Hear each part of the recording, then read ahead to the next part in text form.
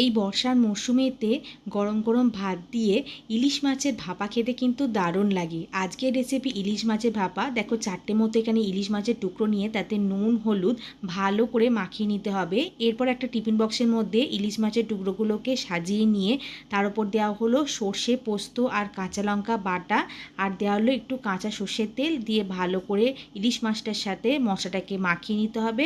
মাখানো হয়ে যাওয়ার পরে তার মধ্যে একটু জল দেওয়া হলো আর মশলার জলটাও দেওয়া হলো, মানে সর্ষে বাটার জল দিয়ে দুটো চেরা কাঁচা লঙ্কা ওপর থেকে দিয়ে আর একটু কাঁচা সর্ষের তেল দিয়ে টিফিন বক্সে ঢাকাটা আটকে দেওয়া হলো।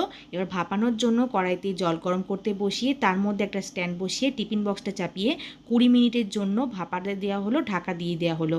20 মিনিট হয়ে যাওয়ার পর ঢাকা খুলে নেওয়া হয়েছে। এবার টিফিন বক্সটাকে নামিয়ে বেশ খানিকক্ষণ ঠান্ডা করে নেওয়া হয়েছে, তারপর ঢাকা খুলে নেওয়া হলো। দেখো গরম গরম ইলিশ মাছ ভাপা একদম রেডি। ভিডিওটা ভালো লাগলে লাইক করে দিও। ধন্যবাদ।